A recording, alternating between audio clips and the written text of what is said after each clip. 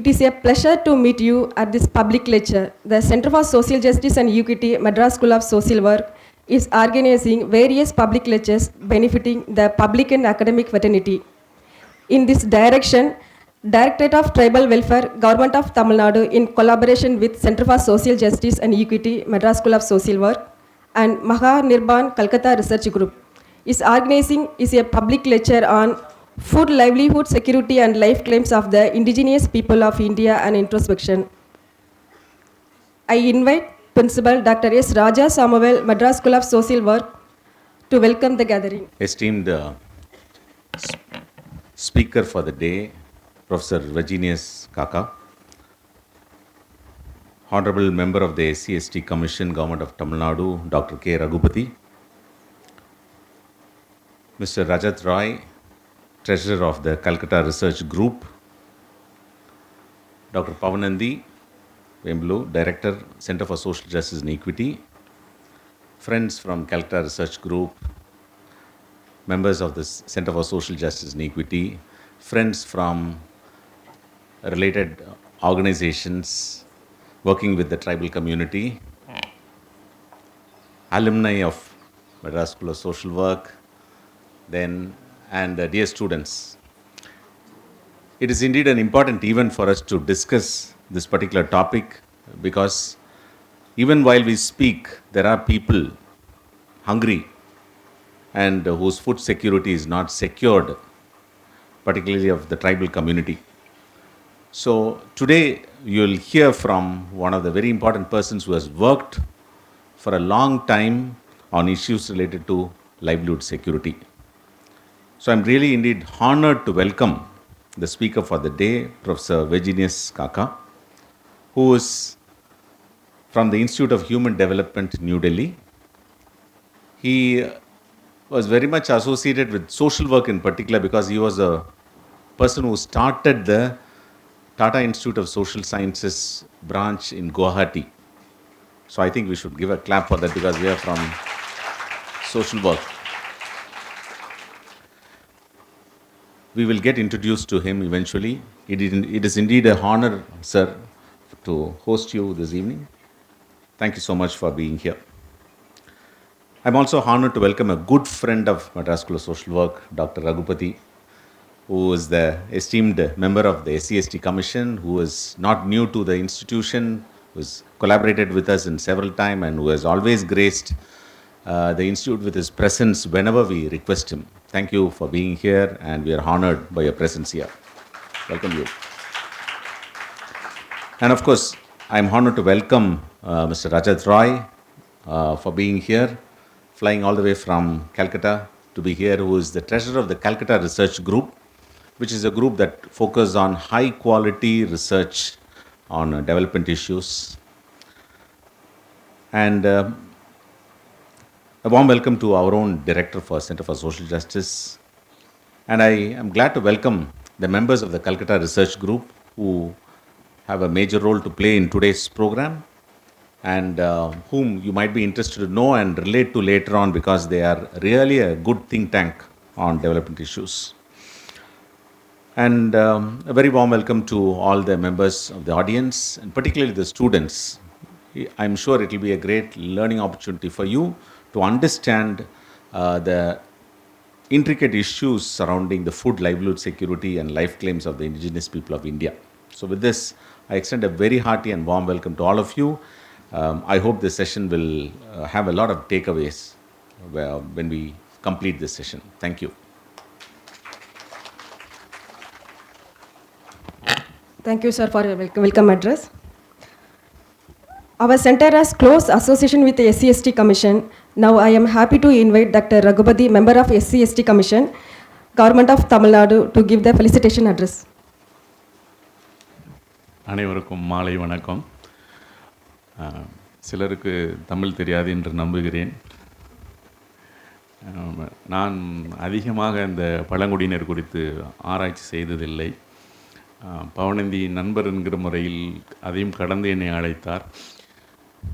ஆய்வு செய்தது இல்லை என்றாலும் கூட கோவிட் காலத்தில் தென்னிந்தியா முழுமைக்கும் உள்ள பழங்குடியினர்களையும் ஜாதியும் குறித்து ஏராளமாக வாசிச்சிருக்கிறேன், நிறைய வாசிச்சிருக்கிறேன். வாசிக்க எனக்கு ரொம்ப ஆச்சரியமாக இருந்தது. பொதுவாக ட்ரைப் நம்மளுடைய ஆய்வாளர்கள்ட்ட இருக்கக்கூடிய ஒரு பொதுவான எண்ணம் ட்ரைப் அப்படின்னு சொன்னாலே தன்னை அதிலிருந்து தனியாக பார்க்குறது, சுருக்கமாக சொன்னால் ஒரு மேட்டிமை எண்ணம் இருக்கும். ஆனால் நான் அப்படி ட்ரைபை படிக்க எனக்கு அப்படி எந்த உணர்ச்சியும் வரலை. நான் ரொம்ப அவங்களோட கனெக்ட் ஆகிட்டே இருந்தேன். ரொம்ப வியந்து பார்த்ததுன்றது அவங்களுடைய அந்த நாலேஜ் சிஸ்டம் என்னை ரொம்ப அட்ராக்ட் பண்ணிச்சு. கோவிட் சமயம் அப்படிங்கிறதுனால எல்லாமே லாக்டவுன் இருந்தது. நான் அப்போ தான் ஃபேஸ்புக்கில் கொஞ்சம் கொஞ்சமாக எழுதினேன். பெரிய அளவுக்கு எழுதலை, 1-2 எழுதிட்டு இருந்தேன். என்னென்னா அது வந்து கோவிட் வந்ததுன்னா எல்லாத்துக்குமே ஏன் ஷட் டவுன் பண்ணணும், ட்ரைப்கிட்ட இதே ப்ராப்ளம் இருந்திருக்குது. ஆனால் அவங்க ஹோல் அந்த வில்லேஜே ஷட் டவுன் பண்ணலை. எங்கே பாதிப்பு வந்திருக்குதோ அந்த ஒரு பர்டிகுலர் ஃபேமிலியை ஷட் டவுன் பண்ணிட்டு இவங்க மைக்ரேட் ஆகிறது அப்படின்ற மாதிரி அது ஒன்று படித்து அதை எழுதிட்டு இருந்தேன். அப்போ தான் பவனிந்து அதை படிச்சுட்டு இன்டர்வியூ ஆகி நாங்கள் பேசிக்கிட்டு இருந்தோம் அது சம்மந்தமாக. நான் ரொம்ப ஆச்சரியப்பட்டு அதில் என்ன வியந்து படித்ததெல்லாம், பாம்பு கடித்தா அது அவங்கள்ட்ட ஒரு மருந்து இருக்குது. அவங்க வந்து காடுகளுக்கு போகிறப்ப எப்போவுமே கையில் வந்து ரெடிமேடாக பாம்பு கடித்தா அதுலேருந்து பாதுகாத்துக்கிறதுக்கு ஒரு மருந்து வச்சுருந்துருக்குறாங்க. குறிப்பாக பளியர் ட்ரைபு, அதே மாதிரி கேரளாவில் இருக்கக்கூடிய எர்நாடான் அப்படின்ற ஒரு ட்ரைபு, இருளர்கள் வந்து பாம்பு பிடிக்கிறதுலையும் ரொம்ப எக்ஸ்பர்ட்டான ஆட்கள். ஸோ அதே மாதிரி பளியர்கள்ட்ட இன்னொரு சிஸ்டத்தை நான் படித்ததில், மீன் பிடிக்கிறதுக்கு ஏதோ ஒரு செடியோட இலையை கசக்கி போட்டுட்டாங்கன்னா மீன் எல்லாம் ஒரு விதமாக மயக்கமாகி மீன் மேலே மிதந்துடும், மீன் ஈஸியாக பிடிச்சிருவாங்க அப்படின்ட்டு. ஸோ இப்படி ஏராளமான தரவுகளை எனக்கு படிக்க நாம் எப்படி வந்து நம்ம அவங்கள வந்து அப்பாவித்தனமாக ரொம்ப நம்ம அவங்கள பாதுகாக்கப்பட வேண்டிய ஆட்களை நம்ம பார்க்குற பார்வை வந்து ரொம்ப தப்புன்னு உணர ஆரம்பித்தேன். ரொம்ப ஆச்சரியமாக இருந்தது. அவங்கள பற்றி எழுதின அந்த யூரோப்பியன் ஆந்த்ரோபாலஜிஸ்ட் எழுதியிருக்கிறது, நம்ம இனிமேல் உணவே கிடைக்காது அப்படின்ற, ஏன்னா ஃபுட் செக்யூரிட்டி பற்றி பேசுகிறது நினைக்கிறேன். இது உணவே கிடைக்காது அப்படின்ற நினைக்கிற நேரத்தில் எங்கேயாவது இருந்து உணவை தேடி கண்டுபிடிச்சி நம்ம வயிறை நிரப்பிடுவாங்கன்ற மாதிரி அந்த ஆந்த்ரோபாலஜிஸ்டுடைய குறிப்பு இருந்தது. இன்னொரு நோட் ரொம்ப சர்ப்ரைஸாக இருந்தது. எந்த மரத்தில் எங்கே வெட்டினா தண்ணீர் கிடைக்கும் அப்படிங்கிறது காடர்களுக்கு தெரியும் அப்படிங்கிற மாதிரி அதை படிச்சிருந்தேன். எனக்கு அதை படித்தப்ப அப்புறமா அதை நான் எப்படி கனெக்ட் பண்ணிட்டேன்னா, லேட்டராக இப்போ ரீசெண்டாக நடந்த அந்த கேரளா ஃப்ளட்டை ஒட்டி ஒரு ட்ரைபை எங்கேயோ இருந்து கஷ்டப்பட்டுருக்காங்கன்னு ஒரு ட்ரைபை மீட் எடுத்துகிட்டு வருவாங்க. அப்போ அதில் அவங்கள பற்றி என்ன சொல்லியிருப்பாங்கன்னா, அதில் இருக்கக்கூடிய அந்த ட்ரைப் லேடி எங்கே உணவு கிடைக்குன்னு போய் தேடி உணவு சேகரிக்க போனாங்கன்ற மாதிரி அந்த குறிப்பு இருக்கும். இது என்னன்னா, நேச்சுரல் சயின்ஸு பற்றியான அறிவு அவங்கள்ட்ட இருக்குல்ல, அதை வந்து இந்த சொசைட்டி எந்தளவுக்கு ரெகக்னைஸ் பண்ணியிருக்கிறோம் அப்படிங்கிறது ஒரு கொஸ்டின். இப்போ அந்த நேச்சுரல் சயின்ஸை வந்து எந்தளவுக்கு மாடர்னிட்டிக்குள்ளே கொண்டு வந்திருக்கிறோம், அதுக்கான அந்த பொலிட்டிக்கல் எக்கனாமிக் வேல்யூ நம்மளுக்கு கொடுத்துருக்குறோன்றதுலாம் நம்ம பெரிய கொஸ்டின் இருக்குது. அவங்ககிட்ட ஒரு பெரிய ரிச் நாலேஜ் இருக்குது. அந்த நாலேஜை வந்து ஃபஸ்ட்டு கண்டுபிடிக்கிறது, அதை ரெகக்னைஸ் பண்ணுறது, அதை அடுத்தடுத்து லெவலுக்கு அதை டெவலப் பண்ணுறது அவங்களோட சேர்த்து. ஐரோப்பா நாடுகளுக்கும் இந்தியன் கான்டெக்ஸ்டில் உள்ள ப்ராப்ளமே, ஐரோப்பா நாடுகளில் எந்த ட்ரெடிஷ்னல் சயின்ஸ் தான் வந்து மாடர்னாக மாறுது. மாடர்னாக மாறுறப்ப ட்ரெடிஷ்னல் சயின்ஸ் யாருக்கிட்ட இருந்ததோ அந்த கம்யூனிட்டி தான் வந்து ஒரு கேபிட்டலிஸ்ட்டாக ட்ரான்ஸ்ஃபார்ம் ஆகுறாங்க. ஆனால் இந்தியன் கான்டெக்ஸ்டில் இன் ரிவர்ஸாக நடக்குது. ஷார்ட் என்னென்னா, அப்போ வந்து பாம்புக்கு மருந்து கண்டுபிடிக்கக்கூடிய அறிவு இருந்த அந்த மக்கள் தான் வந்து அதனுடைய அடுத்த லெவலுக்கு டெவலப் ஆகணும், வேறு யாரை வந்து ஆக்குப்பை பண்ணக்கூடாது அப்படின்ற ஒரு இது இருக்குது. அதற்கு அந்த இதிலேருந்து அவங்கள வளர்த்தெடுக்கிறதுங்கிறது தேவை இருக்குது. ஸோ இது நாளைக்கு இருக்கக்கூடிய இதையும் கணக்கில் கொண்டு பேசணும்னு சொல்லிட்டு இந்த டிஸ்கஷன் நல்லா இருக்க சிறப்பாக முடிய வாழ்த்து தெரிவித்து வாழ்த்துக்கிறேன். நன்றி, வணக்கம். To translate his speech, referring, I think the honorable member SCST Commission's presentations, and he highlighted the very basic paradox of that, the hunger among the tribals. Even the very life worlds of the tribals, there was no such a situation of a hunger at all. because they lived with the nature and the nature then. So what they are linked between nature and then the tribals, there was no scope for a hunger at all. That's his crux of his argument, that means the presentations here. And he cited some of the examples among the different tribal groups, particularly the Paliyars, the Corders, where they can, their indigenous knowledge systems, that is a very another major theme that he stressed, is about the indigenous knowledge systems of them, how they lived along with the nature, so that ensured their food security. That's his entire argument then. Thank you. Nandri, sir. This public lecture and workshop are possible because of our collaboration with Mahanirban Calcutta Research Group, Chief Reporter, West Bengal District's News Coordinator, News Editor and Associate Editor. We now invite Mr. Rajat Rai, Truster, Mahanirban Calcutta Research Group, give the felicitation address. Respected principals, Center for Social Science and Research, Director, Center of Social Science and Research, and member of Tribal Welfare, Government of Tamil Nadu, and other dignitaries present here, and the students in particular. Let me confess first that personally I don't deserve this kind of felicitation. I'm not fit for these things. I know it from my heart, actually. This is a fact. Yet, I have consented to accept this because I think it is not to me, but in doing this, they are actually recognized what Calcutta Research Group has been doing for more than 25 years, for the research work they have already produced and what they have been doing. And since I am associated with that organization for a quite long time, it is a recognition through me for Calcutta Research Group. So with due humbleness, I accept these things. I have consented to accept this thing. And let me tell you a few words for the students in particular. Actually, what this Calcutta Research Group means. Initially, it started in more than 25 years now. See, the late 90s, it started off by a few political scientists, some historians. Mostly, they are associated with various universities and colleges. They came together to start thinking something different from what has been being taught in the universities and colleges and what are there in the syllabi. So they started thinking and studying these aspects like refugee questions, refugee studies, then after refugees migration, it was followed by migration studies, and gradually it evolved in a way that CRG became synonymous with refugee studies and migration studies in India. Also, with its publication, quality of publication and social outreach, actually it started communicating these things to other countries as well. Universities from other countries, academicians from other countries, they have started connecting with us and exchanging their views and sometimes collaborating with us for joint research work. So CRG focused mainly with refugee studies and migration studies, and then followed other things.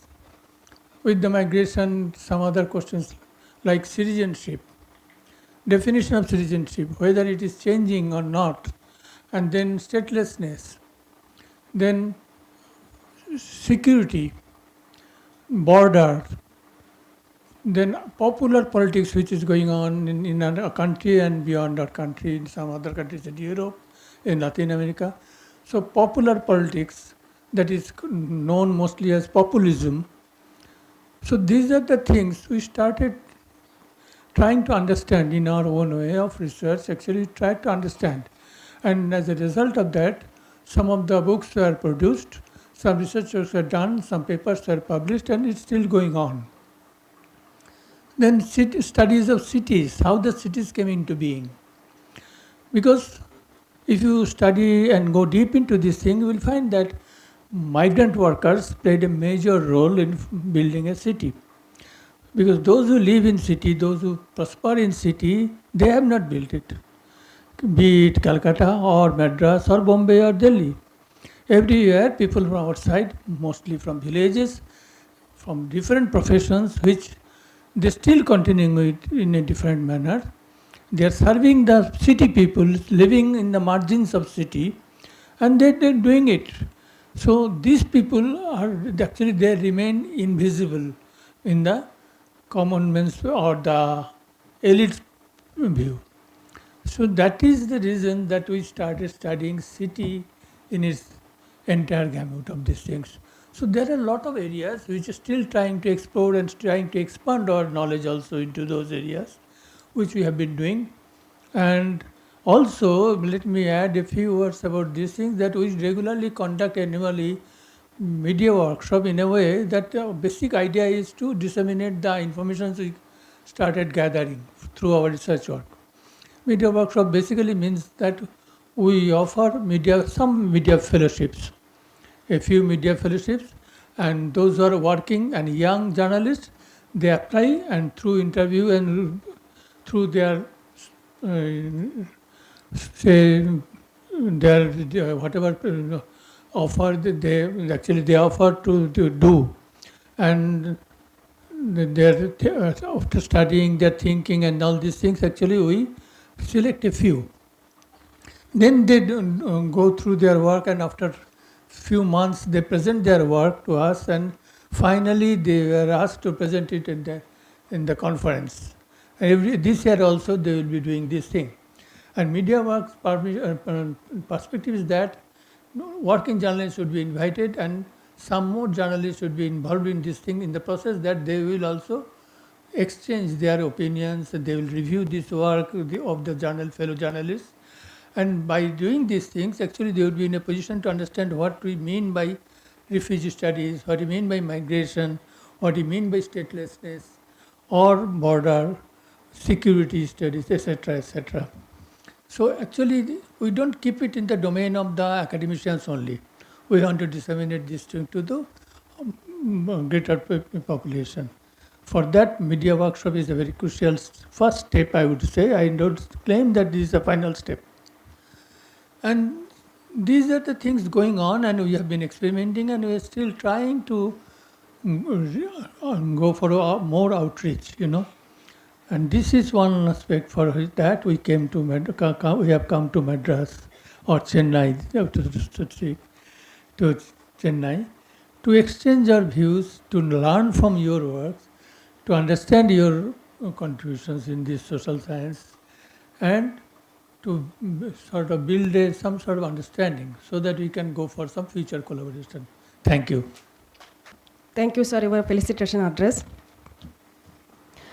Professor Virginius Xaxa, formerly Professor of Sociology at Delhi School of Economics, Tata Institute of Social Science, Guwahati Campus, and Tizpur University, is currently visiting professor at the Institute for Human Development, New Delhi. He is the author of State, Society, State, Society and Tribes, Issues in Post-Colonial India 2008, and Economic Dualism and Stature of Class, a study in plantation and peasant setting in North Bengal, 1997. Professor Xaxa was the chairman of the high-level committee constituted by the Prime Minister of study the educational, health and economic status of the tribal communities in India in 2013. He is an alumnus of IIT Kanpur, from where he was awarded his PhD for Agrarian Social Stature and Class Relations in North Bengal.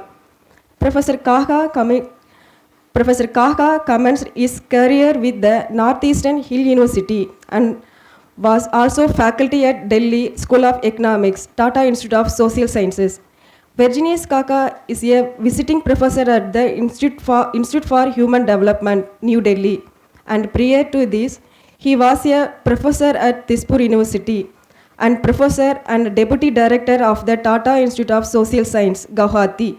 He was a Commonwealth Academic Staff Fellow at SOS, University of London, 1988, and a Fulbright Fellow at University of California, Santa Cruz, USA, 1998.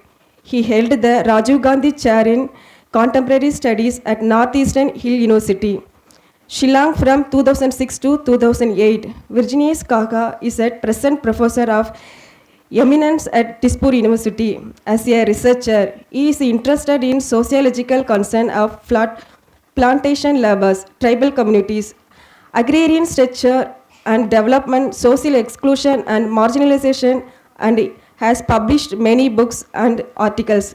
May I invite Professor Virginius Xaxa to give the public lecture. Uh, uh, I'm extremely grateful to Madras School of Social Work, and in particular to Center for Justice and Equity Studies, as well as the Calcutta Research Group for this privilege. I should have begun with greeting the dignitaries, but I don't recollect the names. I'm an old man now, so but I think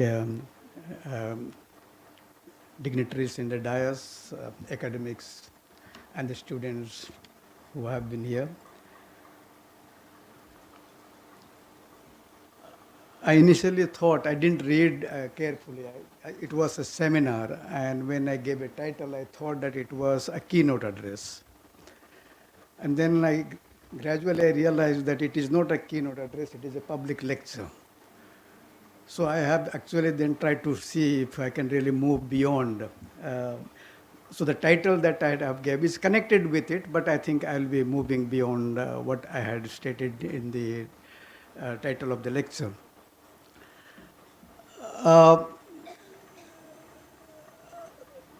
The theme is interesting in the sense it says food, livelihood insecurity and life claims, the indigenous peoples of India.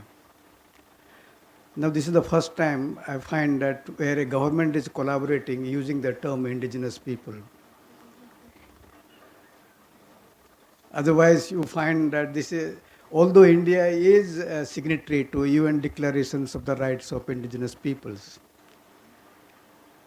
it does not recognize indigenous people in India because to them, everyone is indigenous in this country. So you can find two different kind of perspectives in the sense that government, they may celebrate the Indigenous Day, and at least particularly in some of the states, they are celebrating where there are scheduled tribe chief ministers. But on the whole, you find that you cannot really use in the administrative processes or administrative structure or when you're negotiating with the government. So basically, we find that there are two categories in use. One is we call the tribes, or more particularly scheduled tribes, versus the indigenous people. The terms are interesting in the sense that when you're talking of tribes, the onus is on the tribes, on the people. Because you basically, the conception of the tribes is that they're savage, they're primitive. You know, they are lowest rung of the human evolutions or human society. So there's nothing good about them. So basically it means that therefore there's a need to civilize them and civilize them through maybe integrations or assimilations. And this has been the agenda not only in India, India continues, but it's just been the agenda even in America and Canada and Australia and all other places. Only thing that in New World, they have abandoned this idea of assimilating and integrating, but India very aggressively pursues that idea that we need to assimilate. There's a distinction again, integrate or assimilate. So I think there is a need for making a finer distinction between what is integrations and what is assimilation. Assimilation basically means that people should, tribals, or should really in the sense completely be derobe their own identity, derobe their culture, derobe their practices, the knowledge systems, and completely move into the traditions, the knowledge, the structure of the dominant society. That's what is it. But when you talk about the integrations, you are talking about, well, this is a society and here are the people, how to bring together. So without, in a way, destroying their identity. So often we tend to think integration, assimilations together. It is not the same. It is distinct. Because in assimilation, you don't really give any space for people to maintain the distinctiveness. But when you talk about integrations, you invariably give an idea that these are different people, and therefore this is a society and we need to integrate them. Integrate in what way? Probably make a part in terms of rights, entitlements, in terms of the inclusion, in terms of access to land, resources, etc., etc. So that's what is it. And it's a very, sometimes I find it interesting that it is almost 75 years and everyone thinks that tribals need to be integrated. And they are already integrated. What do we really mean more than that? So they are integrated, a part of the political structure, they are part of the economic structure, they are integrated with the market. And yet we say that there is a need of integration. So what exactly? So sometimes you feel that when we talk about integration, there is much more than that. So to my mind, tribals are already integrated into the structure of the Indian society through market, through state, through administrations, etc., etc. So what more you need? That basically means, therefore, they really force out, in the sense, abandon what they have distinctiveness and completely melt, or what is called the melt with the larger Indian society. That's the kind of an idea. Even Northeast people talk about it, that they need to be integrated. Yes, there have been a long chain of violence, long chain of movement for moving out of in India, in the Northeast from soon after India became independence, and in many ways it has been just now, it has really been in a sense come down, but it has a long history of the violence, for secession, for movement. But they have accepted in India, they participate in the elections, they participate in every kind of a process, and yet when you refer Northeast, well, they need to be integrated. What more you want from them? So that's, I think, if you find that Bengalis, Assamese, Telugus, Tamilians, Malayalis, they are all been integrated. In a similar way, we have to think that these are the Mijos or the Nagas or the Kuki or Santals, etc. They have really been integrated, and there's no need to assert that they really need to be integrated. They are already a part of the integrated process of India. So that, I think, is a point. And therefore, you find when you talk of the indigenous people and as against these tribes, I think there is an advantage in terms of using, particularly if you are talking about in terms of, let's say, center of justice or equity studies or study of social exclusion or inclusion, then I think there is a need to talk about it. When you talk of a tribe, as I said, is primarily the onus is on the tribe to improve themselves. And when you're talking, you are basically talking about the primitive, uncivilized. Now that's the key idea of when you talk about a tribe. If you look at dictionary, and it's different than anthropologists or anthropological or social scientists might think in a somewhat different way. But in an ordinary sense, when people really use, they use in this sense. There's a Kalinga Institute of Social Sciences in Bhubaneswar. And this is an institute from primary class, you can say class 1 or KG to MA. They are recruiting 30 or 44,000 of students in boarding. And they say that these are the primitive people, they just don't know, they eat or some scabs or something like this. This kind of what is called advertisement were being made in order to get resources and money to run the institutions. So you find it's the institutions which came in around 1993, and that's the time when you find that United Nations declared the International Year of the Indigenous People. And exactly at that time, rather than moving into different perspective, they are thinking of the same perspective of the 17th, 18th century. Now that's, I think, there's a need to situate ourselves. What is the perspective from which we are looking at? But when you take indigenous people, then it means that you are historicizing. And history is very important. So indigenous basically means that there were people here who came, were here before others really came. And to that extent, therefore, it gives them a right that we have a right to this land, right to this territory. So it is a very very what's called political economy or historical kind of perspectives. But when you talk about tribe, you don't really, that is completely forgotten. The aspects of history, aspects of the colonizations, aspect of colonialism is completely lost. So indigenous people had that edge, that an idea, and I think it is much more fruitful in understanding the questions of, let's say, indigenous people or let's say tribal people in India as elsewhere in the world. So that's, I think, is a point. Now, coming to the questions of food security, I think Commissioner of Scheduled Caste, I think he said wonderful things. You know, if you look at historically, and there is a book by Arup Maharatna, is a tribal demography. Not many people really read, but that's an amazing book that I really found. And he says that between 1881 to 1941, the birth rate of tribals was much higher than that of Hindus. He says it was almost 2.4 to 3.49, whereas during the same period, 1881 to 1941, he says that the percentage of the Hindu population declined from 75% to 69%. And he says it's not only because there's fertility rate, but Kingsley Davis points out that there was also a low mortality rate of the tribal population between that period. So you find that when there were, famines, there were, from 1891 to 1901, 1911, 19. So when there's a famine, people as a collective really die.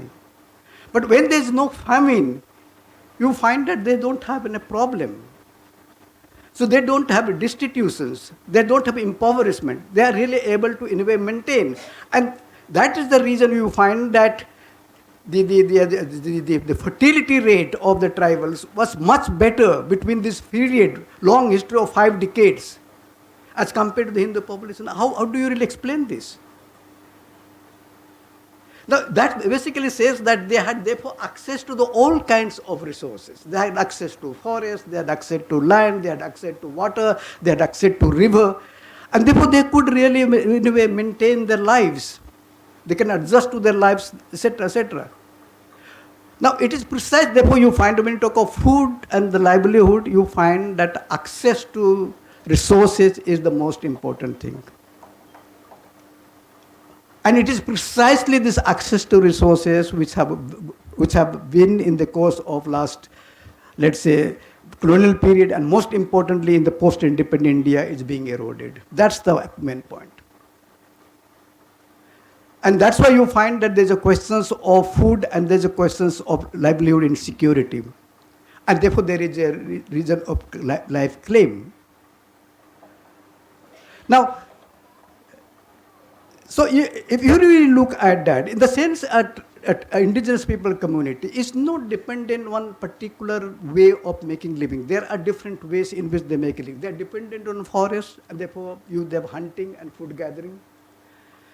They have dependent on, let's say, cultivation. It could be shifting cultivation or it could be settled cultivations. It could be you find that what you call the some sort of livestock doing.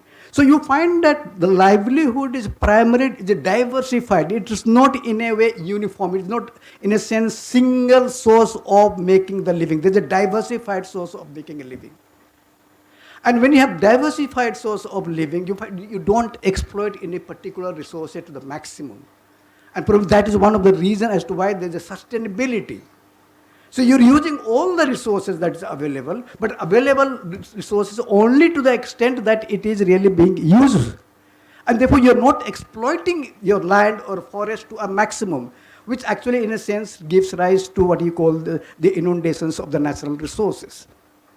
So you find that the diversifications of occupation, diversifications of livelihood that you find, that food gathering, hunting, cultivations, livestock, these are all integrated into the aspects of the economy. And they're not, you can't really say shifting cultivations or settled agriculture. Even if you the settled cultivations, particularly you go to Chhattisgarh or Maharashtra, or you find even Madhya Pradesh, etc. Settled cultivation, yes, that's important. But you find that they are heavily dependent on the forest. And so the forest is very important to us. So forest is as important as the land that they have. And therefore you find most of the studies, they say that much of the food that they have is actually comes from the forest. So the kind of leaves that they eat, the kind of fibers that they leave, etc., etc. They just, in fact, Walter Fernandez have made a calculations, around 74% of their food diet actually comes from the forest. So now the diversity of the resources, diversity of food that you had, in fact, is becoming a problematic now. And that's why you find now they are confined to some of the few of the food items or food baskets that they had. So there's a restriction. Now, all these have been becoming possible because of the vulnerability or insecurity or food problems is actually coming because of this larger political economy. And then here we have to find it out that probably a state is as important in bringing out. So we talk of a state only they are trying to improve the quality of life, but you do not see that as to how a state has really impoverished. So a state has a dimension. So having impoverished, you now try to improve the quality of life, but you have already impoverished them by taking away the resources. So there's two dimensions of the state. A state actually in a sense trying to say that with various kinds of schemes, programs, etc., trying to see the livelihood, food sustainability, etc. But at the same time, the larger political process or what's called legal process or policy process that has really been taken up actually does exactly the opposite of what they are planning. So the state is, how do you really look at it? Because there are certain, you have programs, but if you look at the larger policies and the legal framework, they are not in tandem with each other. They are actually working at the crossroads with each other. So, as I said, land and forest, rivers, so these are all important. Now, let's look at the land. Land, it could be community land, it could be lineage land, it could be village land, the individual land. So there could be individual land, there's a land of the lineage, land of the community, etc., etc. But the land began to move away from the tribals to non-tribals as early as the coming of the colonial rule. Most of the revolts that we really see, whether you talk of Santhal revolt of 1855, or you talk the Birsa Munda movement, or you take any other movement, what was the root cause of it? Root cause of precisely this, that the land on which they were dependent were actually being, this colonial state has already handed over to the zamindars and the landlords. And particularly in the case of Santhals, it's so obvious. So that's the kind, and that is why you find that they revolted, and it is because of the revolt that British in fact started various kinds of rules and regulations which trying to give them some sort of protection. It's not because of the love of the tribals that they were giving protection, but because of securing their colonial state that they were trying to give certain kinds of protections, like in the sense that some of the laws and legislations which will be enacted by, let's say, Governor General Council will not be applicable. Or it's a non-regulated tract, Scheduled Districts Act, excluded areas, partially excluded areas. So you framed this, but that was primarily to see as to how people from the plains don't really have an access. But the colonial state made use of it. So one of the important things that and these land alienations between tribals and non-tribals is a perennial problem all over India except Northeast. In Kerala, we all know about it, from 70s, what really happened to the land bill and, the ascent to, of what's called, as to how you find a state was trying to rework the land, which is more progressive as to how to accommodate people who have already taken the land. You talk about in Andhra Pradesh, I don't know about Tamil Nadu, but Andhra Pradesh, you do Chhattisgarh, and in Jharkhand, because of the revolt, the protection to land was given as early as let's say 1908 for the what is called Chotanagpur, and for Santhal Parganas, even it was before that. So they were trying to secure the land, legislations, but still you find that land actually is moving away from tribals to non-tribals. It is. You just take any statistics and you find that 100 lakhs of hectares of land, of acres of land is actually in many of these states is really moving away. So that is one point of it. But at the same time you find there has been land acquisitions because colonial state needed mining. So minings were already there. So you find that either it could be land, it could be forest. So you were saying that you're regulating it. But then when it comes to the commercial purposes, commercial activity, colonial state began to take away the land and the forest. So that's what you find it. Now, this kind of processes which was there, particularly taking away the land, is continued in the post-independent India, continue and much more aggressively after 1991, after liberalizations.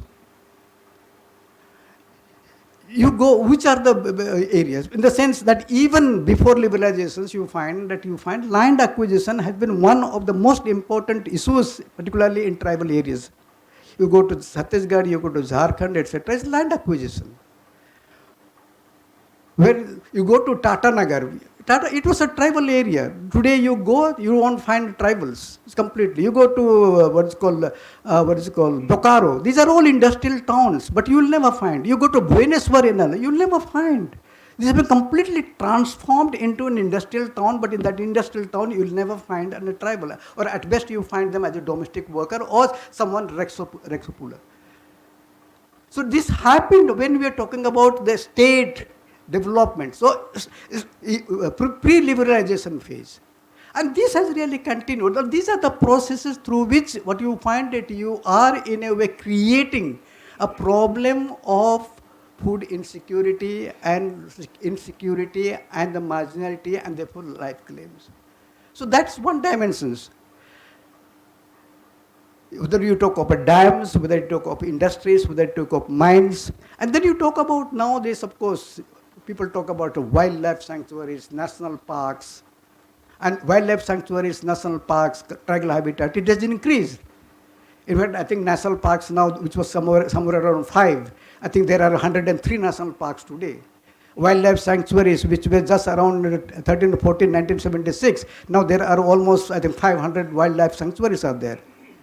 So things are, when you therefore take over, so when state takes over, either in terms of national park, in terms of wildlife sanctuaries, in terms of industries, in terms of mineral, what is really happening to those people who were there?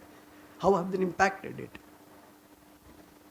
It is loss of land, is loss of resources, and therefore deeply entrenched with the questions of food and livelihood insecurity. So you find that both in case of land, despite you find land policies, particularly many states enacted, in case of the forest, you find that 1951, forest policy in India, what does it say? 33% of the land has to be put under forest. What did you say? You started taking away the land which was under the community, under the tribals, bring it under the forest, reserved forest or protected forest, because you have to maintain this. So you had, in the sense, that forests which were under the community, you are taking away that and bringing under the state management. This began the colonial period, but you look at the 1951 onwards, you find it's continuously going on. So state is taking away forest and building a forest, but then it's also in a way diverting that forest for different kind of purposes. So you had forest policy, you have what's called Wildlife Sanctuary Act, you have Conservation Act which really came up in 1980. So all these acts, so you are conserving the act, conserving the forest, that in a sense to some extent minimize the diversions of the forest, but nevertheless it has far-reaching implications of the tribals, because there is always a provision in the act, even Indian Forest Act, if there are tribals where already they need to be secure, they need to be what's called recognized. But They never recognized, at least probably in pre-independence India, there were. But in post-independence, there were no recognitions of their rights. When you find that you are declaring the land under the reserve forest or protected forest or wildlife sanctuaries. So basically, what does it mean? They're becoming illegal occupants. So people who were already there, now you are saying that these are infiltrators, illegal occupants, and so on and so forth. And what really happened in 2000, 2004? You said evict them. Almost 30 lakhs people were, their houses were being burned, elephants were being used to destroy the paddy, and so on and so forth. So you do that. That's the kind of situation. So it is in that context that claim that you are talking about that really came. The Scheduled Tribe and other forest dwellers, Traditional Forest Dwellers Act, that really came up. So that was the context of, that is one of the contexts of claim. But it is not a claim, it is a reclaim, because they were already there, and it was this which was taken away by them by the state, and therefore there is a reclaim. So when you talk of claim, it's a little problematic. It's a reclaiming that it was already there. And therefore you find in the what's called Scheduled Tribe and there was historical injustice, that the land was taken away from them, and therefore there is a need to restore that rights, restore that land to them. It's a very important, very radical act that you will find. But it is not being implemented. It is so reluctant.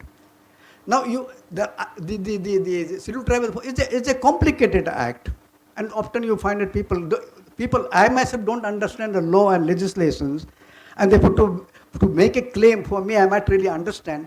You look at the ordinary people, whether they really understand the law, the Scheduled Tribe and Other Forest Dwellers Act, in order to make claims. So you have to make a claim. So people, of course, there are NGOs, civil society organizations, they're helping them to make a claim. But when they're making a claim, they're only making claim about the individual rights because fear of being evicted from the forest. But there are various kinds of rights which it entitles to. You have community rights, you have what's called the community forest resources rights. There are various kinds of rights. And you find the state is not interested in giving the community forest rights, which basically means that a traditional forest which was there, they should really be handed over to them to manage it. But most of the states, they are very reluctant to that. So only even tribals, because of the fear, they just are talking about individual rights. So the state which has enacted a law, but the state itself is reluctant to what's called implement that law and creating all kinds of obstacles to the law. So that's the kind of a problem that we really have. So, in other words, what I'm really trying to say is that we are the questions of tribals is on one of vulnerability. It is a question of dispossession. It's a question of what's called this disenfranchising. And therefore, I think any questions of the tribals has to be looked at in the larger context of the India's political economy of development. Now, often we say that, development is important. Of course it is important. Growth is important.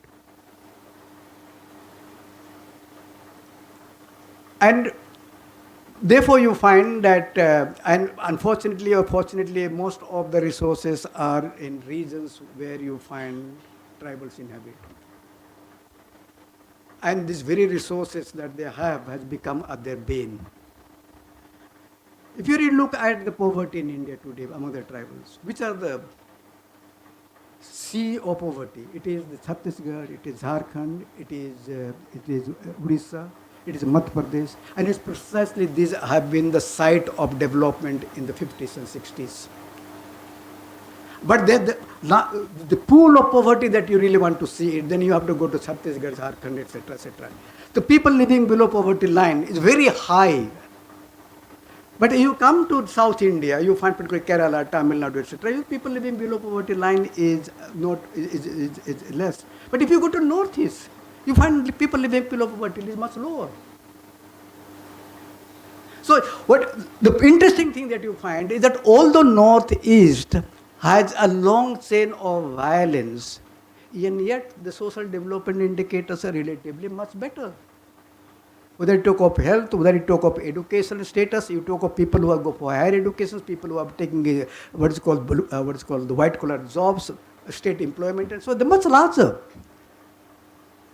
It's because you find social development indicators of so despite violence, and it's a paradox, but you find that mainland in India, you had a developmental state from the 50s. And as I said, that minerals industries all came in these regions, and they are the poorest in the country. The poorest tribals are the poorest in that country. You can't understand. So you're talking about development, and yet you find people who are there are the lowest in terms of people living below poverty line. That's it. So what does it show? The contrast I'm bringing it out in the sense that there is something inherently we have to really think about. So it is protracted struggle, violence, and yet development indicators are better. Protracted development, and yet development indicators are poor.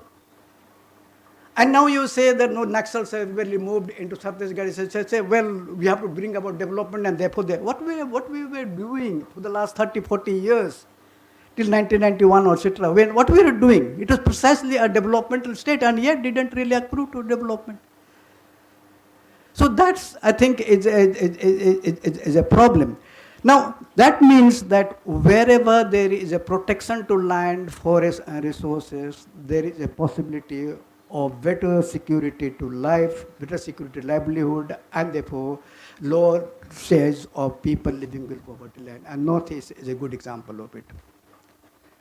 You take where there is, you find that land being taken away, forest being taken away, you find that pool of poverty is really very, very high.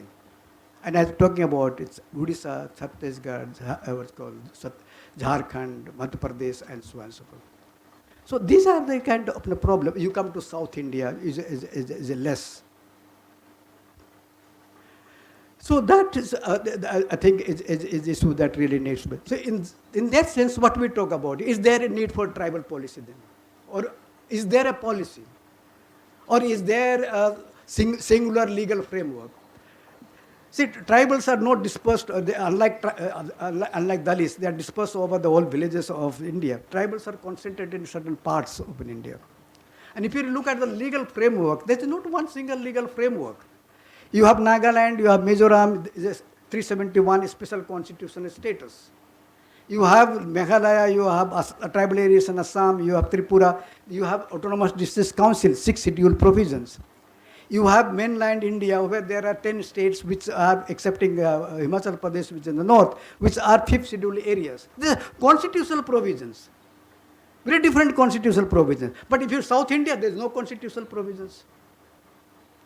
So what do you find? There are different kind of constitutional provisions. So we talk about provisions, but they're constitutionally they're different. So you have Northeast, you have Nagaland, Manipur, special constitutional status. Other places with the tribal concentrations, you have 6th schedule of the Indian Constitution. You come to the mainland India, particularly till Andhra Pradesh, you have 5th schedule provisions. And you come to the South India where there is no constitutional provisions except some laws and legislation may have been enacted. That's the kind. So how do we really talk about? Can we talk about a single policy if the legal framework are very different? So, and legal framework have worked, let's say, as far as Northeastern is concerned, I'm talking about, because in Northeast, in 6 schedule areas, the land, forest, and other resources cannot be taken away by the state unless the Autonomous District Councils approves it. So there is no question. So forest land continues to remain with the people. You come to mainland India, you have 5th schedule areas. You have to introduce PESA, provisions of Panchayat extended schedule areas. And it's almost 30 years, and many states have not even enacted rules. Now, Jharkhand is enacting rules now. Chhattisgarh enacted rule last year. So you can see that you have a law, but you are not enacting rules. So without your rules, how do you really implement the PESA? So I think, therefore, when you talk about tribals, it is not very clear as to what we are really meaning. In the sense, can there be a single tribal policy? When you find that constitutional framework are very, very different. And therefore, probably you have to think in terms of, this kind of, and this framework has come out because of the colonial legacy, the colonial underpinning. So why this underpinning, why this kind of different legal framework? It is largely has to be looked at in terms of the people's participation. In Northeast, people were concerned about their identity. They're concerned about what really happened to them in independent India. And therefore, they were concerned. And that's why you find that kind of legal framework was created, a constitutional framework was created, which gives them a certain kind of a safeguard.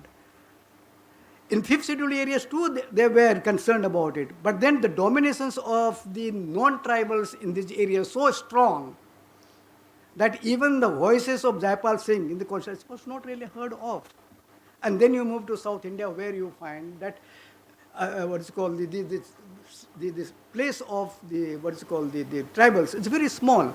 But the problem, the benefit of the North-South India is that this is a developmental states, that the growth in the sense Kerala, Tamil Nadu, Karnataka, they are development, and therefore there is spillover effect of that, and therefore you find it is really going to the tribals. So you find tribal status in terms of economic status seems to be much better as compared to that.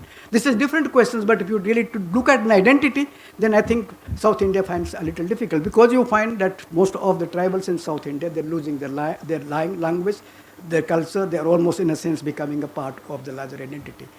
You go in the mainland India, particularly where you find that maintain their language, and yet there is erosion of language. You go to the Northeast, they maintain their language, their identity, and their control over the resources.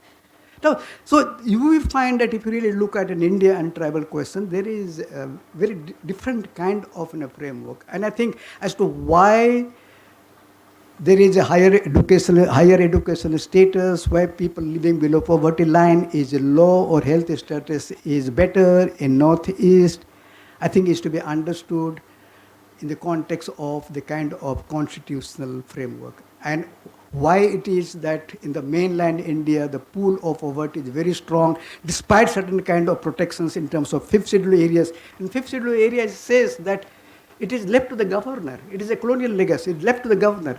Governor has to examine whether any law enacted by the parliament or a state legislature is in the interest of the tribal people.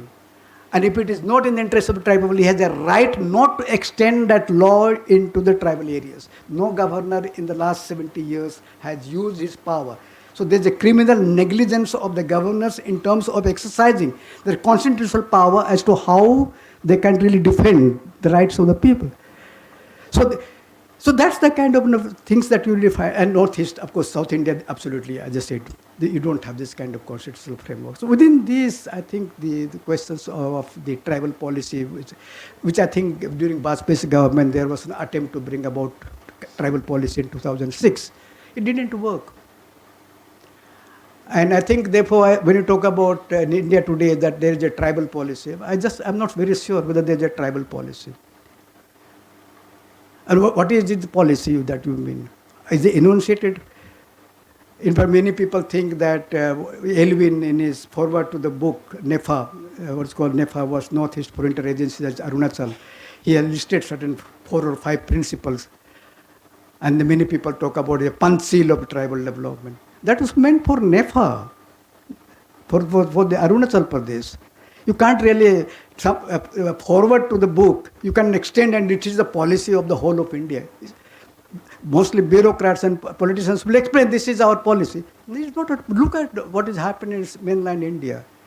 You have not respected their control over land. They have not respected their genius. They have not respected, minimum of the what is called bombarded with so much of plans and programs, etc. So whatever Elwin or whatever Jawaharlal Nehru has said in that book as a forward to the book, it's nothing there.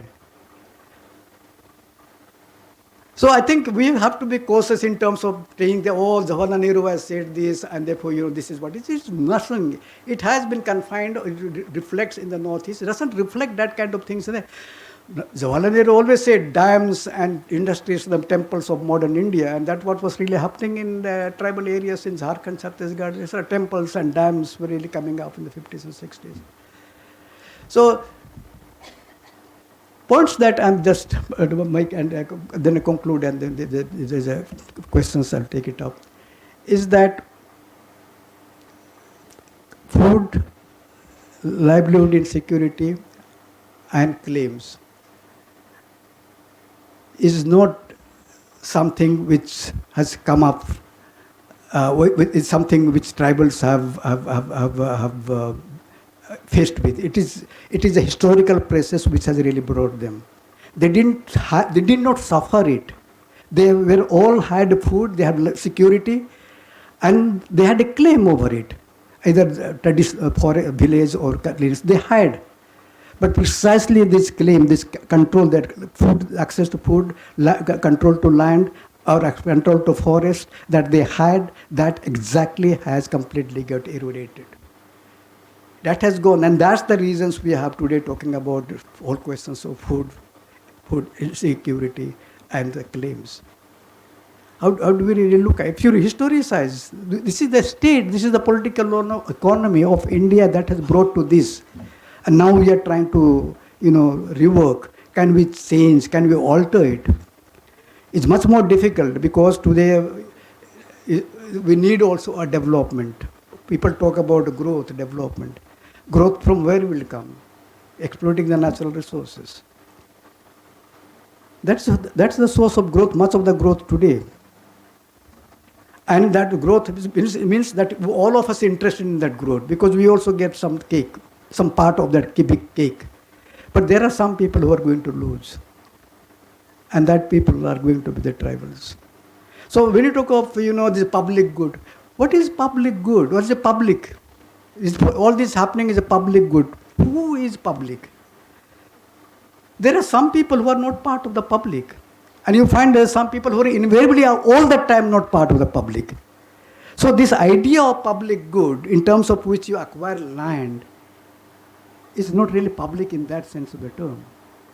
There are certain people who are constantly being out of that public good. And that public good, people who are out of that public good is the tribals, particularly, as I said, of the mainland India and South India. Thank you very much for your time.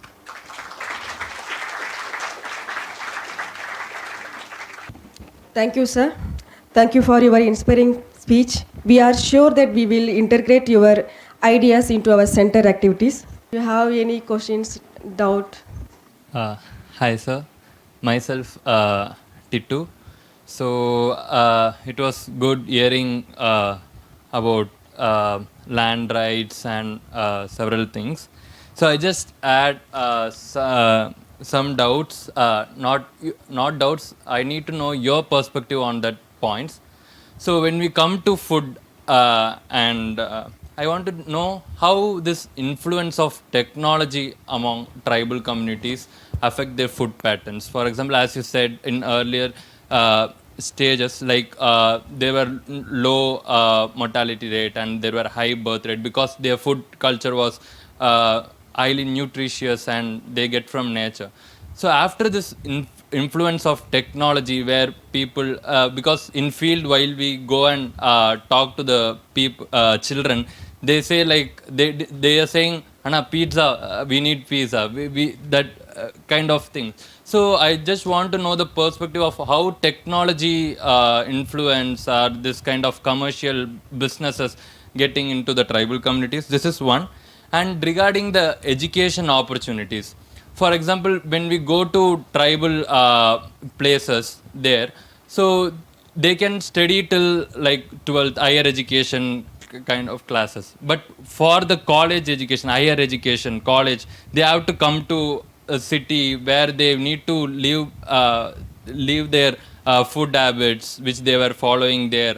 So how we can cope up with this? Like while for education purpose, they have to come to city and where they don't get the food culture which were they are following, cultural lag, which not cultural lag, cultural differences, cultural shock. How they can cope up with this, and how do you think we can, as a government and the institutions working for tribal communities, how we can overcome this kind of difficulties? Yeah, of course. I think the mass media and new technology have influenced even the remote parts of the country use of No, some of them are useful.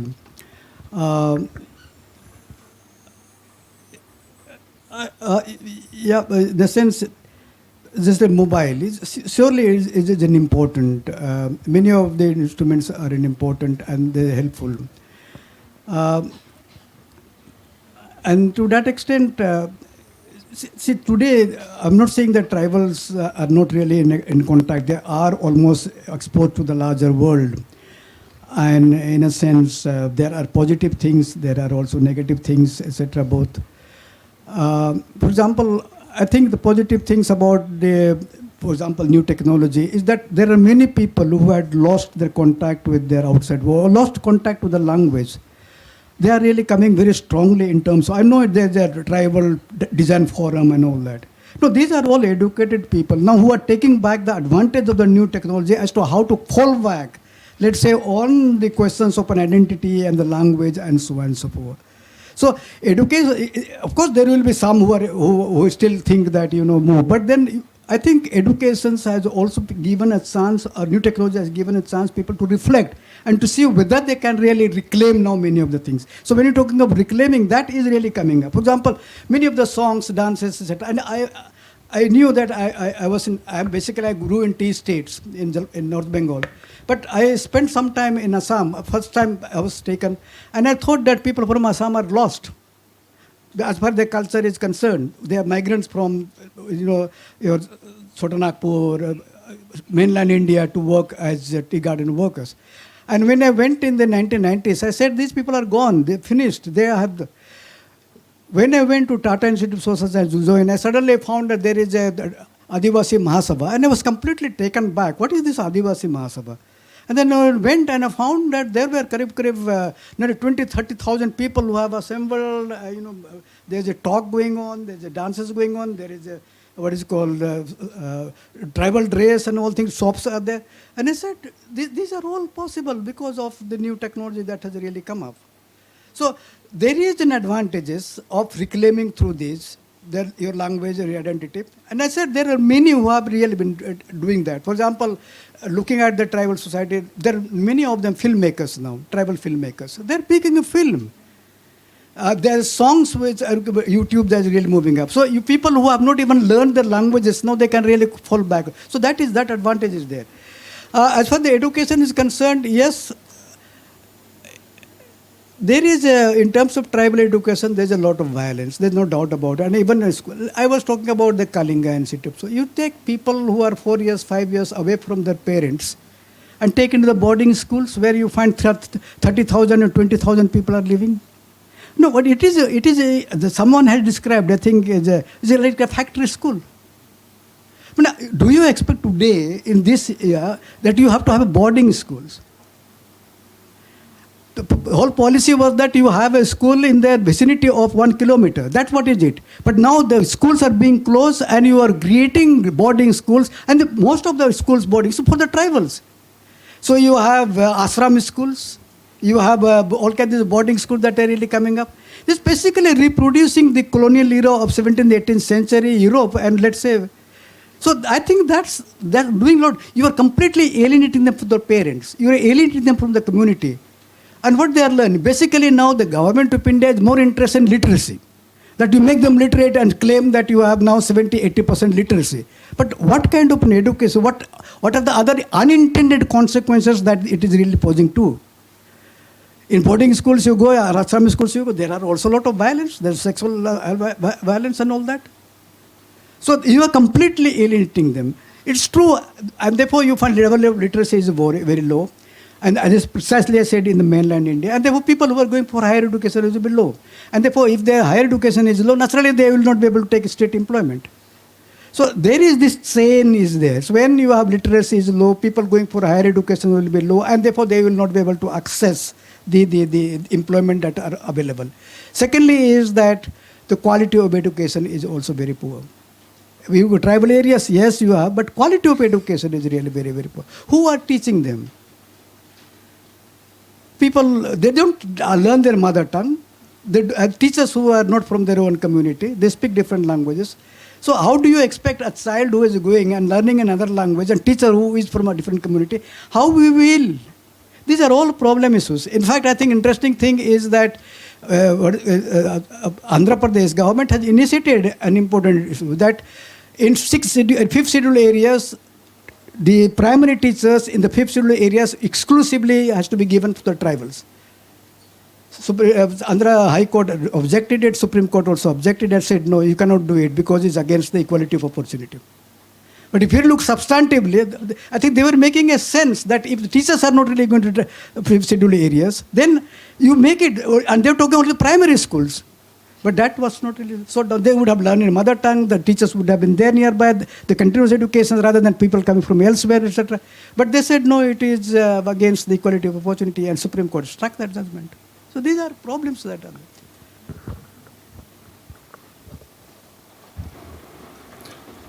Thank you, Professor Xaxa. My name is Tamil Oli. I have a background, anthropology background. This is not actually a question, but I like to hear from you about one particular issue we are facing in our state, Tamil Nadu. So, of course, you have explained in a very well manner about food, livelihood, and of course, as you said, it's not claim, it's a reclaim of tribal communities. Here, the issue now we are facing is about the identity, claiming the identity. See, there are few communities, particularly more or less similar names of caste communities which are there in the OBC and MBC. Now they are started claiming the tribal certificate status, tribal status, and getting certificates from the government departments. So, like for one example, this is very, it looks a bit, what you can say, serious and awkward. Kartunayakan is one. Also has implications for vote bank. So that's, I think, is a problem. Now coming to this, surely, therefore, see, where you find that it is a more developed group or community who are making a claim, so that is there in the sense that how should I really put it? It's a claiming on the one hand is a one type, but then you find when you claim there are people who are already tribals who are resisting it as well. And as I said that this is happening even in Assam. For example, the Adivasis who moved away from this Telangana, Chhattisgarh area to Assam as tea garden workers, and their counterparts are scheduled tribes. But in Assam they are not. And they have been making this claim for the last 50 years. But it still is not. So on the one hand you do that. On the other hand there are all kinds of what you call it, fake certificates that are really going on. So I don't know. I mean, I'm not in administrations. I have not really given very serious thought to it and as to how to do it. But I think people who are genuinely supposed to get the claim, I think, and this process you find there are others who really through fake certificates that take away this. I think it is not fair. And also the problem is that because the literacy is low, there are very small pool of people from tribal communities to take the job. So and therefore there are others who can really venture into it and take away that kind of a job. That really is happening about it. So as I said, I can't give solutions. Maybe I have to have Prime Minister of India, then I think I can think about it, what is to be done. I don't know how to solve this problem. But demand for scheduled tribe is exclusively coming from. People don't claim for scheduled caste status. They're all claiming for scheduled tribe status. So there's something interesting about why this idea of scheduled tribe status is coming. Is it because that there's a more vacancy that are available? Because they are not able to avail it, and therefore there is greater chance of it, where it's not the case. Because among Dalits, level of literacy is high, and people are claiming, and they're much more conscious of, this. The tribals are not really there, and they are all located certain regions. There's not pan-India kind of identity that is not there. So these are possibly, but people do make a noise now where they have become educated, but other places they don't make noise because you see, a critical number has to be there to make a noise. As far as the Adivasis are concerned, in South India, there are small communities. I think there is no critical number. And therefore, it's very difficult for them to make a noise. So that's the kind of situation. So it's all aspects of politics, and politics is all in terms of numbers. No? So. Good evening, sir. My name is Ram Kumar. I am a PhD scholar from Shahid Mahender Karma Vishwa Vidyalaya, Bastar, formerly known as Bastar University. My questions are, now I am doing my PhD on displaced population in Chhattisgarh due to Maoist conflict, especially the Abujamar tribe. What I came to know, sir, after the Chalwa Sudum, there are a lot of people, more than lakhs of people moved from their homeland, their own villages, to neighboring state, and inside Chhattisgarh also, and the neighboring states also.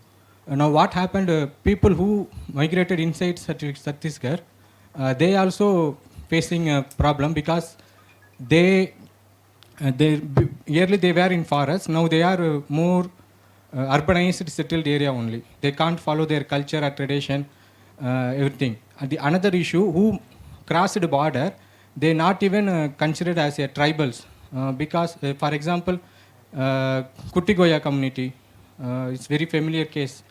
They are ST inside Chhattisgarh. Once they crossed that border and they living more than decades, they are living in Andhra Pradesh. They are not allowed to live in forest. They are not allowed to do anything, even to do any little farming or any kind of tribal sustainable their way of life. They didn't have any access, and they don't getting their children also don't getting that ST status. So their education or their things is very uncertain. So what your comment on such issues, sir? Because both are Indian states. Once they cross the border, they are not considered. But those people are really need such a status, STs or such benefits they need. They are the worst sufferer of because not only development, the conflict also affected them. So your voice I want to know, sir. Again, I don't know. I can't answer these questions, but it is a fact that whether you talk of scheduled caste or scheduled tribe list is meant for a particular state. You belong to a scheduled tribe or a particular state. And, and therefore when you are a person from Chhattisgarh and you belong to that, you have moved away from there because of the violence that has been going on. Now these are very different kind of cases, and I think government has to take certain consideration. In fact, I do feel that there were some talk that had been going on between the government of India and Chhattisgarh and Tamil, it's called Telangana government on these issues of what exactly has been the outcome, I don't know. But there was some conversation that has been going on, some policy to be worked out, whether if people are not really coming up, coming back to Chhattisgarh, they want to stay back in Telangana. So what is it? I don't know what has been the outcome, but I know there were some conversations that had been going on this particular issue that you are talking about. I'm not abreast with that. Yeah.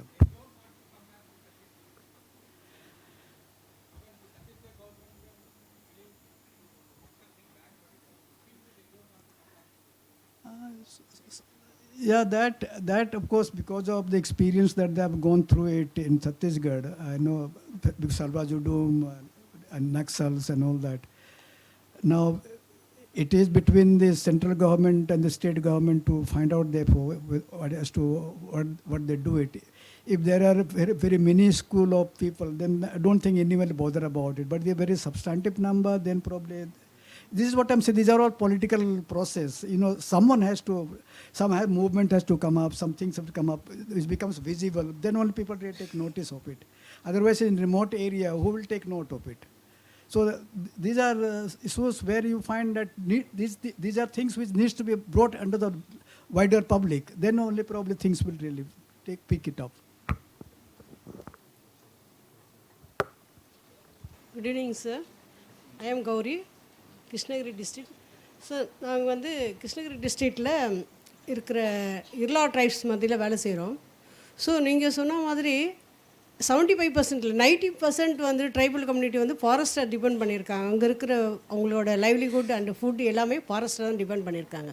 So ஆனால் இப்போ பார்த்தீங்கன்னா last ஒரு 3 இயர்ஸாக வந்து அந்த கிருஷ்ணகிரி டிஸ்ட்ரிக்டில் வந்து யானைகள் சரணாலயம் எலிஃபென்ட் செஞ்சுரியாக மாற்றினதுனால அங்கே இருக்க ட்ரைபல் கம்யூனிட்டி வந்து இனி நீங்கள் ஃபாரஸ்ட்டுக்குள்ளே போகக்கூடாது அப்படின்னு சொல்லி அவங்க இருக்கிற வீடை சுற்றி பவுண்ட்ரி பண்ணிட்டாங்க. இனி வந்து நீங்கள் ஃபாரஸ்ட்குள்ளே போய் நீங்கள் அணி கலெக்ட் பண்ணாலோ இல்லை நீங்கள் எதாவது கலெக்ட் பண்ணால் கூட உங்கள் மேலே நீங்கள் ஃபயர் இது பண்ணீங்கன்னு சொல்லிட்டு கேஸ் ஃபைல் பண்ணி உங்களை உள்ளே இது பண்ணிடுவோம் அப்படின்னு சொல்லிட்டு இந்த ஃபாரஸ்ட் டிபார்ட்மெண்ட்டு எவரி வில்லேஜ்லேயும் போயிட்டு அந்த லீடர்ஸை கூப்பிட்டு நீங்கள் தான் இதுக்கு இதே பண்ணணும், யாரும் ஃபாரஸ்ட்குள்ளே போகக்கூடாது, இனி உங்களுக்கு ஃபாரஸ்ட்குள்ளே போகிறதுக்கு ரைட்ஸே கிடையாது அப்படி சொல்லி ஒரு த்ரெட்டன் பண்ணுறதுனால ஸோ இப்போ பார்த்தீங்கன்னா அவங்களோட இப்போ லாஸ்ட் ஒரு ஃபியூ இயர்ஸாகவே அவங்க ஃபாரஸ்ட்டில் போய் அவங்க கலெக்ட் பண்ணுற இதுவும் குறைஞ்சி போச்சு. ஸோ அவங்களோட ஃபுட்டு இதுவும் ரொம்ப ஏன்னா அங்கே இருக்க ட்ரைபலோட மெயின் ஃபுட்டே வந்து பிஃபோர் ஃபாரஸ்ட் ரைட் ஆக்ட் வரதுக்கு முன்னாடி அவங்களோட மெயின் ஃபுட்டு மீட்டாக தான் இருந்துச்சு, ஹண்டிங் பண்ணி சாப்பிட்ருந்தாங்க. ஸோ அவங்களோட ஃபுட் கல்ச்சர் மாதிரி இப்போ வந்து ரேஷன் அரிசியை நம்பி அதை தான் சாப்பிடக்கூடிய ஒரு சுச்சுவேஷனில் இருக்காங்க. ஸோ இப்போ பார்த்திங்கன்னா அவங்க சிவியர் அனிமிக் மற்ற மால் நியூட்ரிஷன் இதை மாதிரி இஷ்யூவில் அவங்க இப்போ ஃபேஸ் பண்ணிகிட்ருக்காங்க. ஸோ இப்போ ஒரு கவர்மெண்ட் ஒரு சைடு வந்து ட்ரைபல் கம்யூனிட்டியை ப்ரொடெக்ட் பண்ணணும், அவங்க அதாவது அழிஞ்சு வர நிலையில் இருக்கிற அதாவது மற்ற மிருகங்கள் பறவைகள் எப்படி அழிஞ்சு வரது பாதுகாக்கணும்னு நினைக்கிறாங்களோ அதே மாதிரி இவங்களை பாதுகாக்கணும் அவங்களுக்கு ஸ்கீம்லாம் கொண்டு வராங்க. அதே சமயம் அவங்களோட நேச்சர் ஆஃப் அந்த இதை வந்து நீ இது பண்ணுறாங்க, அவங்க த்ரெட்டன் பண்ணுறாங்க, நீ உள்ளே போகக்கூடாது, ஃபாரஸ்ட் இது பண்ணக்கூடாது. ஏன்னா ஃபாரஸ்ட்டு ட்ரைபல் அண்ட் அனிமல்ஸ் எல்லாம் ஒன்றா சேர்ந்தது தான். அதை இருந்து பிரித்து இவங்களை மட்டும் கொண்டு வரும்போது ட்ரைபலில் வந்து எப்படி ஒரு கடலில் இருக்க மீனை தூக்கி தண்ணியில் போட்டால் அப்படி உயிர் வாழ முடியாது, அந்த மாதிரி சுச்சுவேஷனில் தான் இருக்குது. இது வந்து இப்போ ஆஸ் என்ஜிஓ நாங்கள் வந்து அதை இது பண்ணும்போது என்னன்னா நீங்கள் வந்து கவர்மெண்ட்டுக்கு அகேன்ஸ்டாக இது பண்ணுறீங்க அப்படிங்கிற ஒரு இஷ்யூவை நாங்கள் ஃபேஸ் பண்ண வேண்டியதாக இருக்குது. இருந்தாலும் நாங்கள் வந்து அங்கே ஃபாரஸ்ட் டிபார்ட்மெண்ட்டோடு தொடர்ந்து லாபிங் பண்ணிட்டு தான் இருக்கோம். இப்போது அது வந்து ஒரு பெரிய த்ரெட்டனிங்காக போயிட்டே இருக்குது. ஸோ இப்போ ட்ரைபல் கம்யூனிட்டியை வந்து நீங்கள் வந்து இப்போ ஃபாரஸ்ட்லேருந்து வெளியே கொண்டு வந்தால் அப்போ அவங்களோட லைவ்லிஹுட்டும் ஃபுட் செக்யூரிட்டியும் எப்படி அஷ்யூர் பண்ண முடியுன்றது எனக்கு ஒரு கொஸ்டின் மார்க்காக இருக்குது. Increasingly, after the Forest Rights Act came, I think certain areas have been designated as forest or protected areas. So tribal community persons are not allowed to enter into those places. So that alienates them from their traditional food resource in particular. So now there is a lot of anemia because of all that and other health issues. As an NGO, they are also trying to lobby with the government. So what can be done on this issue? So this is precisely the point that I was trying to say, is that is as to how government makes a claim over land or forest which was already being inhabited by the people. Now, as per the Forest Rights Act is concerned, they cannot do it unless they have, see, it says that people who are already there their claim has to be settled before anything really happens. So, if they are really doing it, that is against the violations of the Forest Rights Act. Because taking it as it first has to be claimed, and then if you take it, then you give a compensation or they give a land other places. But you just can't do it. This is a problem with what is called the Ministry of Forest and Environment, is that just make a claim. They just notify that this is a reserved forest. This is the big problem now. So whole history has been, that is what I'm trying to say, the reserved forest, protected forest, wildlife sanctuary. Has there been a consultations with the people? Or as to if there are people, what will be their status? Now, these are all supposed to be settled through the process of the forest right, and it is there. But unfortunately, Forest Department does not take into consideration. In fact, there is a big problem between the Tribal Department and the Forest Department. And Forest Department doesn't want to lose its zamindari on the forest completely. So that is a problem. But as far as in terms of the Forest Rights Act, you are entitled, because they have to make a claim. Their claim has to be recognized before any other activity or any other steps the state government really takes it.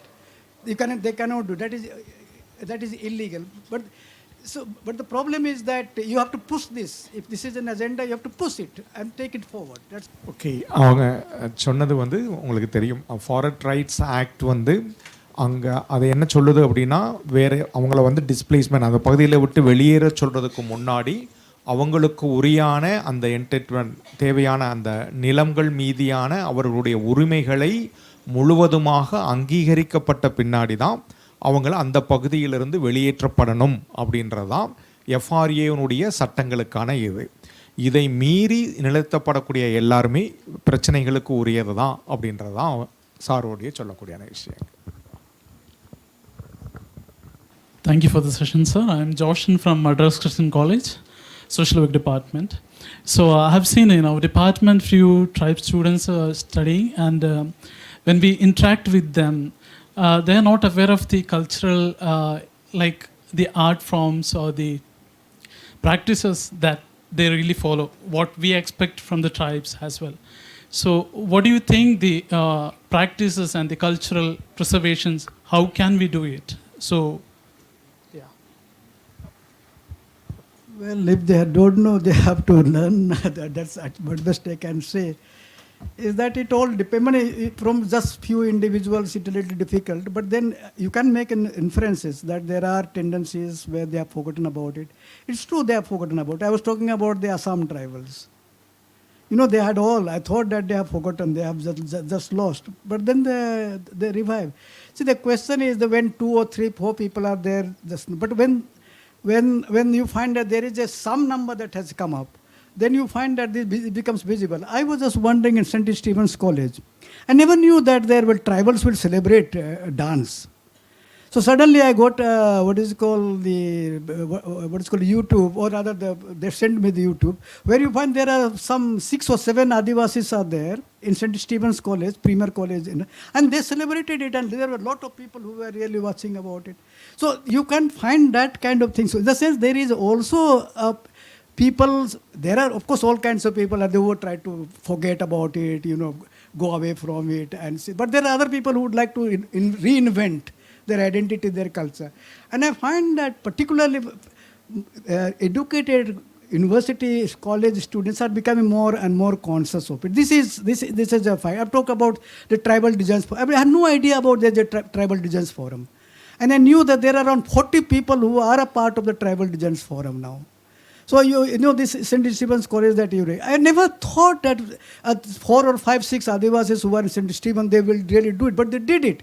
So in the sense you find that now they are able to overcome the stigma of being branded as a tribal, being branded as inferior, etc. In the sense that there is an assertion that is really coming up. I think that's a very positive thing about it. I'm very optimistic about it in the sense, although we become pessimistic about the educated people, etc. But I think there are things that are really happening.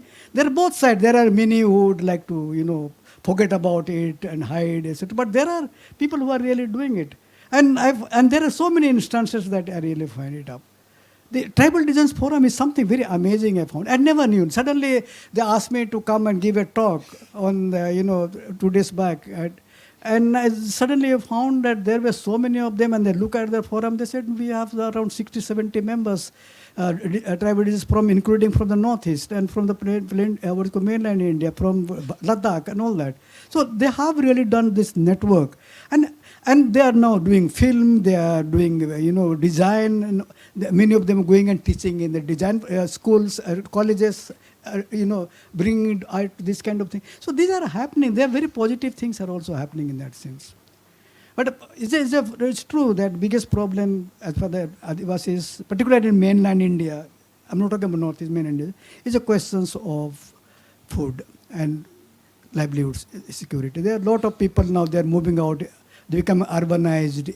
They're all becoming vulnerable because they have lost land, so they are going into the cities, taking up any kind of job, and being exploited again. So security claim, what you call food and livelihood security, is not only the place of origin, it also is moving along with them wherever they are really going in. So you will go to Tirupur and Coimbatore and you find many of the Adivasis have come up, and they live in the confinement and the exploited, all those kind of things are really happening. So there are brighter side and the darker side. I can't say there's only darker side, there's a brighter side as well. And I think in life always comes, there's a darker side of life and the brighter side of life. And we have to take the brighter side of life, that's what I really feel about it. But this brighter side are really coming up. There are a number of tribals who are making films now. In fact, in Gandhinagar now they are showing, I think 2-3 days later, there is some 24 films. They have worked it out, they are screening it, of course online. So these things are happening. These are something you would not have expected from the tribals, but it is happening. So good evening, sir. Myself Satyadas from Magnum NGO. We are working in Salem and Namakkal for tribals. And my question is, it's not a question. We have faced in the fields. That's why I have convert here for your answers, sir. In this both the district, we're facing that cash crops are in tribal area. Cash crops are increasing. Cash crops like pepper, coffee, and cardamom like this. Every cash crops is increase in the field. And also that the consumable foods, vegetables, and every nutritional foods, millets, and everything is reducing in entire the area. It's about according to our field survey, that 75% is about cash crops, and about 20 to 25% only there is food crops in the tribal area. But it's before 10 to 15 years back, it's quite in it's opposite ratio. That is 75% it's food, and 25% only it will be cash crops. And this is the while we are going to the field. And the another issue we have faced, that is increased of animals in every area is quite increasing in every area. We are facing that, and especially we are facing that peacocks are increasing enormously, so that no tribal people can't even plant vegetables or millets in that area, so that most of the peoples are keeping their place land as idle, and they are migrating to other place for their livelihoods. And how can we address that issue, sir? This is what I'm saying, is a part of the larger political economy, in the sense that, one is that you are constantly declaring areas where they had access to land or resources as reserved, protected. So naturally then they start encroaching on some other kinds of things. And then in India, this also you find that you have environmentalists who think that forest has to be a virgin forest without people in that, and even so that's. But if you really look at again, as I said, with forest, where is the dense forest? Exactly where the tribals have been living today. And they've been living for so many years, so they have been able to protect that kind of a forest. But accusing them of destroying forests and all that, that is a problem. Now coming to your questions of shifting. Now these are things that happen with various kinds of pressures. I know it, if you look at historically, when there was indigo cultivations in the 17th century, the colonial administrators, or they were pressurizing the cultivators that you switch off from your subsistence crops to commercial crops. Now I don't know whether that kind of pressure that is really happening now, that there are market forces that are there, they need more coffee, so putting a certain kinds of pressure on that switch on to the commercial crops rather than the subsistence crops.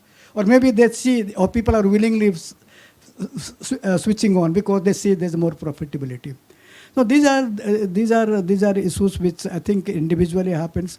Whether it is a good thing or bad thing, unless you look at the larger context, is a little difficult to say. But let me see that there are many things. Like as a tribal, you find that tribals never used to drink milk. Never. And I have not said, it's not only in mainland India, even northeastern India, tribals never drink milk, although they have cow. They say, why should we drink milk? Because that's meant for the calf. So it's basically snatching away what calf was supposed to be to but the human beings. They don't never eat egg. They don't. When I was a child, I never ate egg, in fact, in the family, although the chickens were there.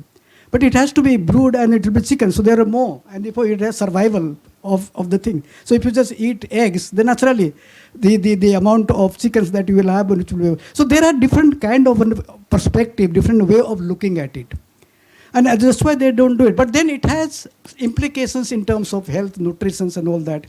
Maybe not having eggs, not having milks, has implications on the health status of the people. So these are things which needs to be thought about it. But then as to why, but now, in fact, one person said, oh, it is in Bengal they will know Diku is exploiter. Oh, it is the Dikus who taught us how to drink milk. So basically in the sense it is coming with a contact with the larger society that we came to know that we can drink milk. Otherwise there was no traditions of that. So there are certain kinds of food habits which are there, which again, as I said, it has a health implications, and maybe milk has. So you need to, there are certain things which they think it is not to be done, but it has a positive things, and therefore it should be understood. So I think these are also things to be understood. But if you look at from their perspective as to why they are not doing it, that is another angle. But from our perspective, we think the health issues are there, the nutrition is there, probably less anemia and all that. And tribals suffer all around the country with anemia. I myself have hemoglobin problem. I never get more than 10. I just have. So anemia problems are chronic among the tribals. So what is the reasons? I don't know whether there has been cut short in the diet that they had, whether originally they had, or it happened at a certain point of time in history. So these are issues which, so any problem that is there, like anemia, I think it needs to be really examined very close, systematically and historically as to what is that stage where this really emerged. Where it was already there, therefore it's a genetic problem, or you find that it is socially engineered problem that really come up. So that is there. The other thing is that, you see, if you look at infant mortality, it's much lower among the tribals. But under 5 mortality is very high. So basically means that mortality is because of impoverishment, what you call lack of food, lack of security, job, employment or livelihood. That is when you find that the mortality of the children. So if you look at the statistics, you will not find very high statistics in infant mortality because mother's milk is there. So they are sustaining. But the moment they wean away from mother's milk, then you can realize the impact of the... So mortality rate is very high among the tribals, under 5 mortality, under age of 5, very high. And that is largely because of scarcity of food and all that. Yes. Principal Dr. S. Raja Samuel, Madras School of Social Work, will be present a memento to Professor Virginius Xaxa.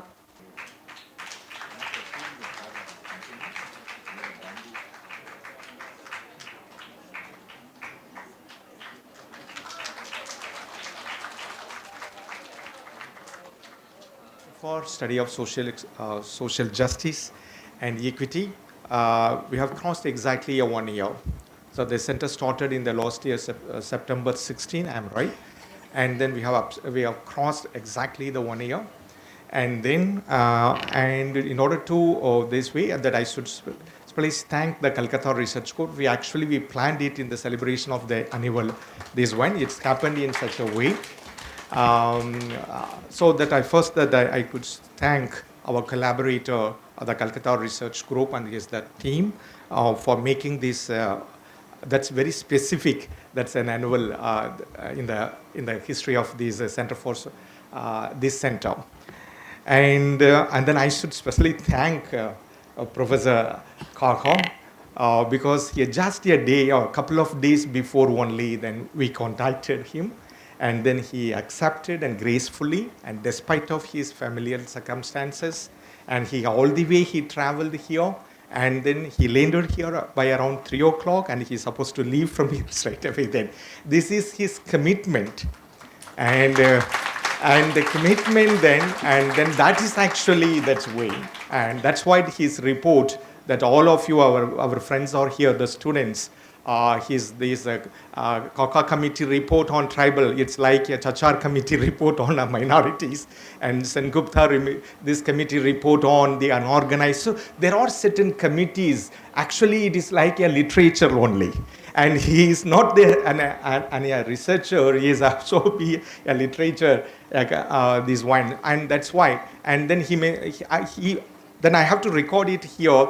Then I said, so that we have you booked a hotel in so and so. Then he said, why then?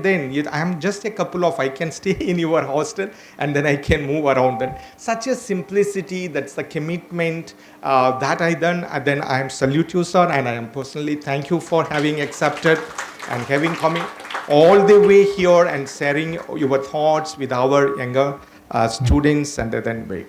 And again, then I specifically thank the honorable member, scheduled caste and scheduled tribe commissions, and then this is our privilege whenever that we have taken the privilege of that stepping into forcefully going to office and then asking him, that's inviting him or otherwise compelling him to come to here and then I am so I should thank you for some and for that accepting. And then for Dr. or Rajat Roy for giving a wonderful felicitations, and then to give an introductions to the Calcutta Research Group, and then I should thank you for you, sir. And then this, as I said, this is possible for these years just because of this institutional support. This infantile institutions, it survived because of the way this enabling environment that exists in the Madras School of Social Work. And for that, I should thank our principal and the board members for giving a life to this center in these occasions. And then I thank you, sir, for that. And then this is the occasions to cherish that of, I think this is the major, I think, milestone, because it is an indicator that we have reached out of this campus. That is why the people come from IIT, from the MCC, and then from all the walks of life, and particularly from the civil society organizations. They have traveled all the way from Madurai, Coimbatore, and then the Nilgiris areas. And the other, my friends, dear friends, Dr. Lakshmanan and Dr. Francis, who actually made it feasible. He is behind the scene to put them into the loop of the center and the Calcutta Research Group, because there is the silent voices always there, That's used to happen in that way. It doesn't require any acknowledgement. It has to be cherished in our thing. That's mine then. And then again, these scholars, then faculties from the National Institute of Research and Tuberculosis, they are the panel members tomorrow. And so this is the first time that we have outreached. And then I think that's the center is on the, again I'm saying it is the momentum. And I should thank for all of you and our dear students also that you have passionately. And then this is all very, I used to take this as an opportunity for us. We used to travel a lot to listen such a pioneering professors, and then he has traveled all the way here, and it's our privilege. And then I should thank our students also, and my colleagues from the Madras School of Social Work, from the other departments and all. And finally, in my center, and then I should specifically thank the program units, Mr. Anthony Stephen and Priya Chitra, for coordinating these two these organizations. And then for other unit members and colleagues, even though they are very hectically engaged with the other surveys and other programs, and then they have come all the way, and then they make it. And then I should thank from the young team also, survey teams. They are doing particularly from the anthropology units. And then I should thank for all of them. And what else then? I forgot then. Sorry. And then I should thank these media and press for covering this event. And that's it. Thank you for this wonderful evening. Thanks for that.